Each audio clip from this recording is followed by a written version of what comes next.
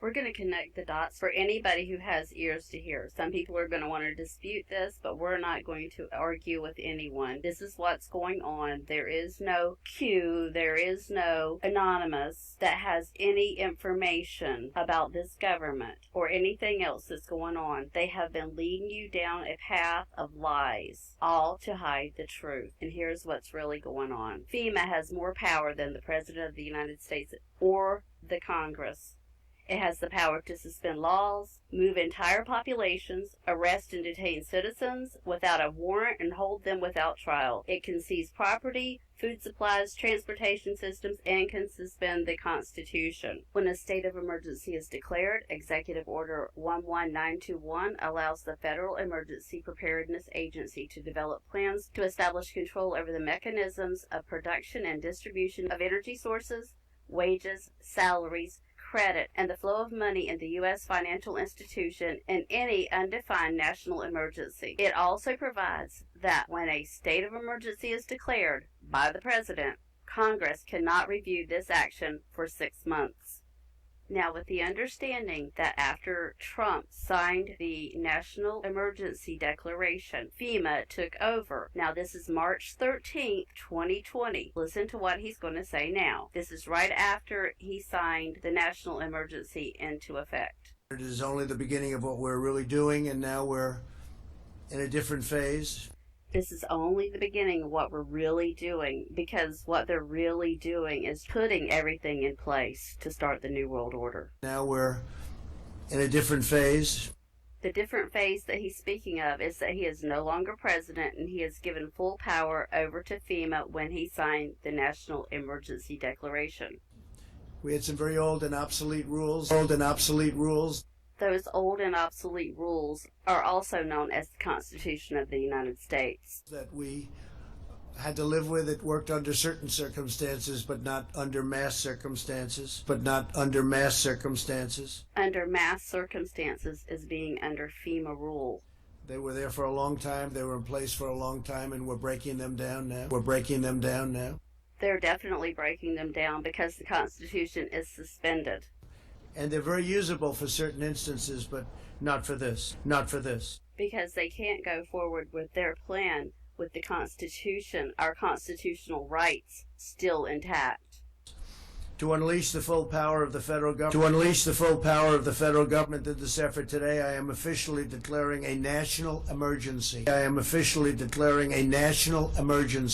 So he is officially telling us in a coded message that we are now under the rule of FEMA, no longer having a president. Fast forward to March 19th, 2020, in the FEMA National Response Coordination Center. Well, Mr. President, Vice President, thank you for being here. Really appreciate your visit to FEMA. I think your visit really, as you indicated last week, by signing the national emergency, has really empowered FEMA. And he just made the declaration that FEMA is empowered, has really empowered FEMA. Fast forward to April 10th, 2020, in plain words, it's been my great honor to have been their president. Past tense. The American people have been so disciplined. It's been my honor to be their president. I've said it before, I'll say it again, I'll say it always. It's been my great honor to have been their president, and it's been my great honor to have been their president. I have a big decision coming up, and I only hope to God that it's the right decision, but it'll be based on the input from a lot of very talented people, very smart people, and people that love our country. Thank you all very much. Thank you. He actually will not be making any more decisions. This group of people that he says will be helping him make decisions are the ones that are making decisions now, because it is FEMA that is making the decisions.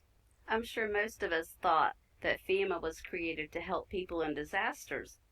But here's the truth about FEMA.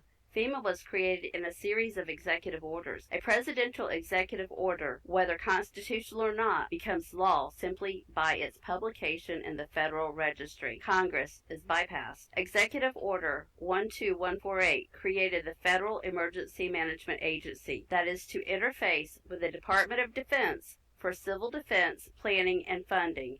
An emergency czar was appointed. Executive Order 12656 appointed the National Security Council as the principal body that should consider emergency powers. This allows the government to increase domestic intelligence and surveillance of U.S. citizens and would restrict the freedom of movement within the United States and grant the government the right to isolate large groups of civilians. That's where we're at right now, people. We are all being told what to do, where we can and can't go. The National Guard could be federalized to seal all borders and take control of U.S. airspace and all ports of entry. Executive Order 10990 allows the government to take over all modes of transportation and control of highways and seaports. Executive Order 10995 allows the government to seize and control the communications media. Executive Order 10997 allows the government to take over all electrical power, gas, petroleum, fuels, and minerals. Executive Order 10998 allows the government to take over all food, resources, and farms. Executive Order 11000 allows the government to mobilize civilians into work brigades under government supervision. Executive Order 11001 allows the government to take over all health, education, and welfare functions. Executive Order 11002 designates the Postmaster General to operate a national registration of all persons. That's where your census comes in.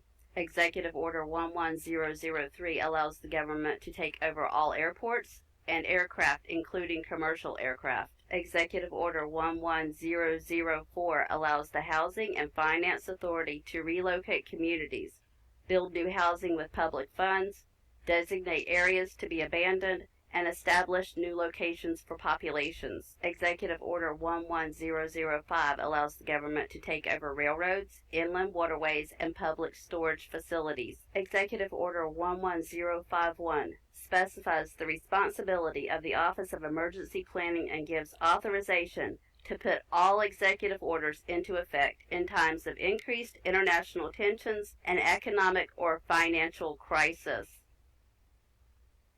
Executive Order 11310 grants authority to the Department of Justice to enforce the plans set out in executive orders, to institute industrial support, to establish judicial and legislative liaison, to control all aliens, to operate penal and correctional institutions. And Executive Order 11049 assigns emergency preparedness function to federal departments and agencies, consolidating 21 operative executive orders issued over a 15-year period. We are Americans, part of something larger than ourselves.